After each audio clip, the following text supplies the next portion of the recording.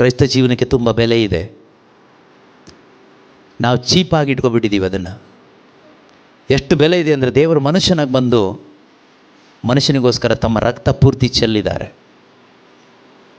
ಇವತ್ತೇನು ಬೆಲೆ ಕೊಡ್ತಾ ಇದ್ದೀವಿ ನಾವು? ಯೇಸುವಿನ ರಕ್ತಕ್ಕೆ ಏನು ಬೆಲೆ ಕೊಡ್ತಾ ಇದ್ದೀವಿ? ನಿಮ್ಮ ಅಪ್ಪನೋ ಅಮ್ಮನೋ ಆಕ್ಸಿಡೆಂಟಾಗಿ ಬೈಕಲ್ಲಿ ಬಿದ್ದರೆ ಆ ರಕ್ತ ನೋಡಿದರೆ ತಲೆ ತಿರುಗಿ ಬೀಳ್ತೀರಾ.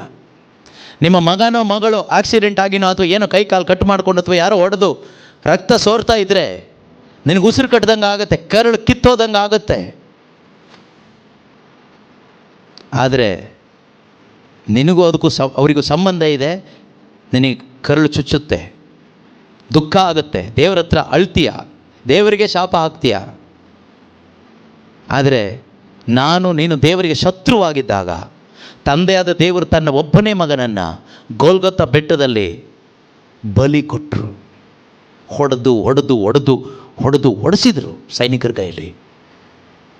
ಕೊನೆಯ ತೊಟ್ಟು ರಕ್ತವನ್ನೇ ಯೇಸು ಕ್ರಿಸ್ತನು ಚೆಲ್ಲಿದನು. ಆತನ ದೇಹದಲ್ಲಿದ್ದಂಥ ರಕ್ತ ಪೂರ್ತಿ ನೆಲದಲ್ಲಿ ಚೆಲ್ಲಲ್ಪಟ್ಟಿತು. ಕೊನೆಯಲ್ಲಿ ರಕ್ತ ಖಾಲಿಯಾಗಿ ದೇಹದಿಂದ ನೀರು ಹೊರಗೆ ಬಂತು, ಜಲ ಹೊರಗೆ ಬಂತು. ಈಟಿಯಿಂದ ತಿವಿದಾಗ ನೀವು ಎಷ್ಟು ಜನ ಅಳ್ತಾ ಇದ್ದೀರಾ? ಎಷ್ಟು ಜನಕ್ಕೆ ಅಳು ಬರುತ್ತೆ? ಪ್ರತಿಯೊಂದು ಬಲಿಪೂಜೆಯಲ್ಲೂ ಕೂಡ ಇದು ಒಡಂಬಡಿಕೆಯ ರಕ್ತ, ನಿನ್ನ ಪಾಪ ಪರಿಹಾರಕ್ಕಾಗಿ ಸುರಿಸಲಾಗುವ ನನ್ನ ರಕ್ತ ಅಂತ ಹೇಳುವಾಗ ಎಷ್ಟು ಜನರ ಕಣ್ಣಲ್ಲಿ ನೀರು ಬಂದಿದೆ, ಎಷ್ಟು ಜನರ ಹೃದಯದಲ್ಲಿ ದುಃಖ ಆಗ್ತಾ ಇದೆ.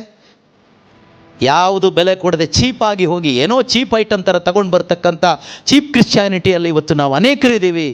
ಮನಸ್ಸಾಂತರ ಪಡಬೇಕು. ಯೇಸುವಿನ ರಕ್ತಕ್ಕೆ ಬೆಲೆ ಇದೆ. ಇಮ್ಯಾಜಿನ್ ಮಾಡಿ ನೋಡಿ, ಮನಸ್ಸಲ್ಲಿ ಭಾವಿಸಿ ನೋಡಿ, ಅಷ್ಟೊಂದು ರಕ್ತ ಚೆಲ್ಲಿದ್ದಾರೆ ಯೇಸು ಕ್ರಿಸ್ತರು ನನ್ನನ್ನು ಕಾಪಾಡೋದಕ್ಕೆ. ನನಗೆ ಕೊಟ್ಟ ಬೆಲೆ ಆ ರಕ್ತ.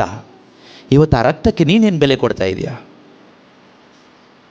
ಇನ್ನು ಪಾಪದಲ್ಲಿ ವ್ಯಭಿಚಾರದಲ್ಲಿದ್ದೀವಿ, ಇನ್ನು ಸುಳ್ಳು ಹೇಳ್ಕೊಂಡು ಬದುಕ್ತಾ ಇದ್ದೀವಿ, ಇನ್ನು ಕಪಟತನದಲ್ಲಿ ಬದುಕ್ತಾ ಇದ್ದೀವಿ, ಇನ್ನು ಹಣದ ವ್ಯಾಮೋಹದಲ್ಲೇ ಬದುಕ್ತಾ ಇದ್ದೀವಿ, ಇನ್ನು ಮಾಟ ಮಂತ್ರ ವಿಗ್ರಹಾರಾಧನೆ ಇದು ಯಾವುದು ಬಿಡದೇನೆ ಬದುಕ್ತಾ ಇದ್ದೀವಿ, ಇನ್ನೂ ಕೂಡ ಅನೈತಿಕ ಸಂಬಂಧಗಳಲ್ಲೇ ಬದುಕ್ತಾ ಇದ್ದೀವಿ. ಹೆಸರಿಗೆ ಮಾತ್ರ ಕ್ರಿಶ್ಚಿಯನ್ ಅಂತ ಹೇಳ್ಕೊಳ್ತಾ ಇದ್ದೀವಿ. ಯೇಸುವಿನ ರಕ್ತಕ್ಕೆ ದ್ರೋಹ ಮಾಡ್ತಾ ಇದ್ದೀವಿ. ನೀವು ನಿಜವಾಗಲೂ ಮಾನಸಾಂತರ ಪಡೋದಾದರೆ, ಯೇಸುವೆ ನನ್ನ ಬದಲಿಗೆ ನೀನು ಸತ್ತಿದೆಯಾ, ನನ್ನ ಪಾಪ ಪರಿಹಾರ ನೀನು ಮಾಡಿದೆಯಾ, ನಿನ್ನ ರಕ್ತದ ಮುಖಾಂತರ ನನ್ನನ್ನು ನೀನು ಬಿಡುಗಡೆ ಮಾಡಿದ್ಯಪ್ಪ ಎಂದು ನೀನು ನಂಬೋದಾದರೆ ಖಂಡಿತ ಇವತ್ತು ನಿನ್ನ ಜೀವಿತದಲ್ಲಿ ದೇವರ ಮಹಿಮೆ ನೋಡ್ತೀಯ.